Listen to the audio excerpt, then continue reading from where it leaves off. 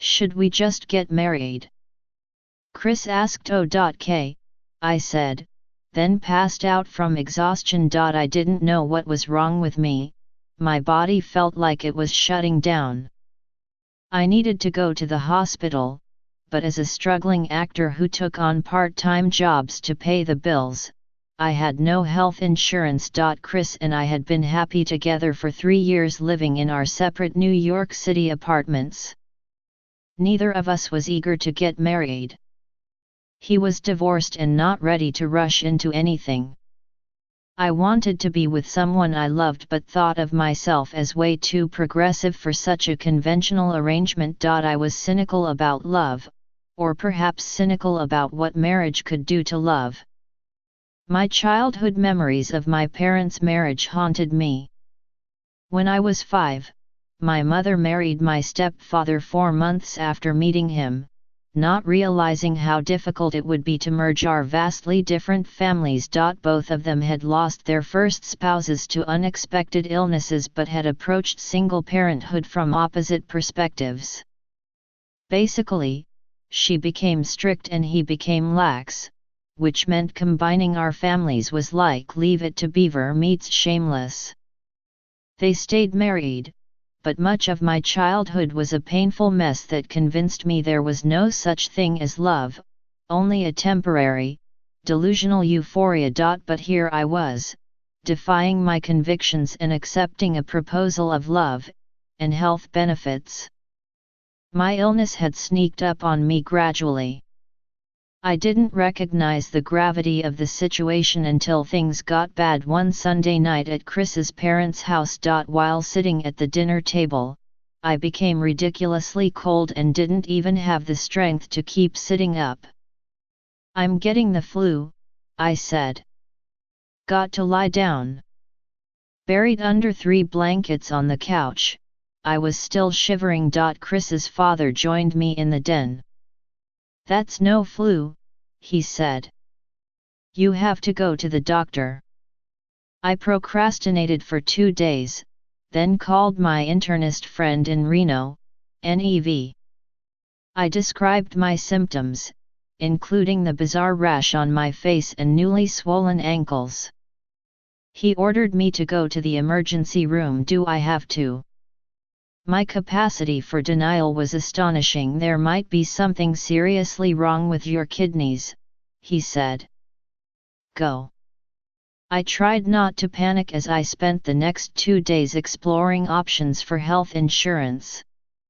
Freelancers Union insurance turned out to be too expensive, and declaring bankruptcy seemed like courting disaster.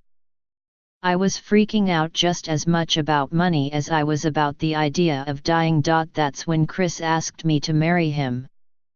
It wasn't what most people would consider a dream proposal, but he was doing what he could because he loved me and wanted to save my life.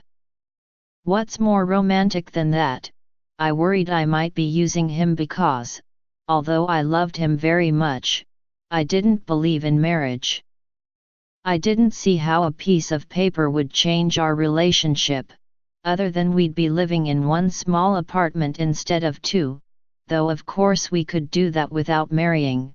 In any case, I didn't have the capacity to think about it right then.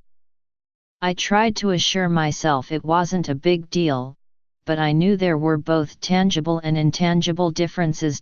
Chris called in sick Monday morning, then asked his human resources department how long it would take for his health insurance to go into effect for a new spouse. The answer: immediately. He asked his best friend, Frank, to be our witness at City Hall in a few hours. A cautious man, Frank said, let's wait a minute and think this through." Chris hung up on him. I called my actor friend Rachel, who was overjoyed to help. Next, Chris headed to his place to get the required copy of his divorce papers. He took the subway downtown and walked across the Brooklyn Bridge to call his therapist for support. Parental consultation would have been too complicated on all fronts, so we skipped it, deciding we would suffer the consequences of their hurt feelings later. I put on my nicest jeans, my favorite Macy's black lace top with embroidered pink and red flowers, and pulled the sides of my hair back. I lacked the strength to make a real effort, but I didn't want to look like a total slob at my own wedding. Chris, Rachel, and I all converged on the City Hall steps in Lower Manhattan, the ones they always show on Law and Order. Rachel gave us the plastic toy rings she had gotten from a supermarket vending machine. She and Chris half carried me to 2 buildings to take care of paperwork as the late afternoon cutoff time quickly approached and then, just barely, passed. Luckily, Rachel, who knows how to flirt, worked her magic on the clerk, and he pushed through our paperwork. He sent us to a 3rd building for the ceremony. The dank municipal room looked like it was frozen in the 1960s.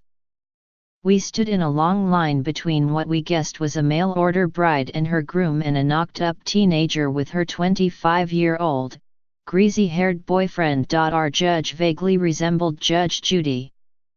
As she spoke, Chris held me up on one side and Rachel held me up on the other. The whole thing lasted about 5 minutes. "Congratulations," our judge said. Then she shouted. Next, Rachel hailed a cab for herself and me, while Chris rushed to his office to put me on his insurance.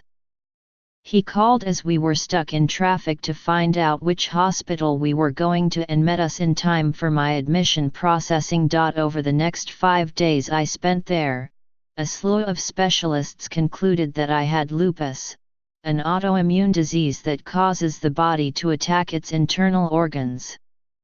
I had been on the verge of kidney failure and could have died.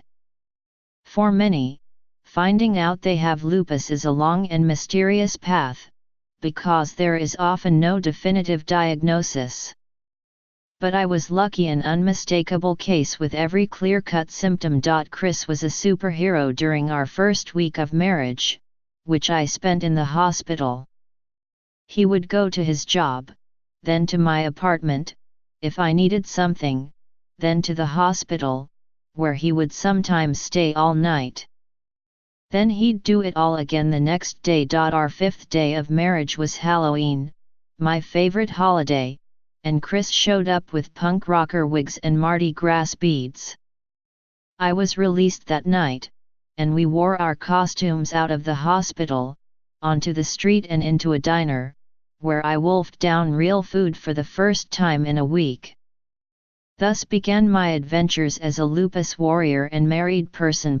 9 years later, I have had a spinal tap, a kidney biopsy and countless platelet injections. I have taken enough medications to kill a horse. I have seen my doctors every 6 to 12 weeks without fail, completely changed my diet and lifestyle, and slept more than I thought humanly possible. It took me years to recover from that initial flare, but I have been fortunate enough to experience 2 periods of extended remission, the second of which I'm in right now. Chris and I are still married and live in a studio apartment with our bichon frise, Willie. We haven't wanted to kill each other a single time. Well, maybe once, but when you or your spouse has almost died, you're less likely to be bothered by the small stuff. After my immediate health crisis passed, I was able to look back and appreciate how much Chris had stepped up to take care of me. His passive side disappeared the moment he proposed. I had never seen him take charge like that. It was sexy.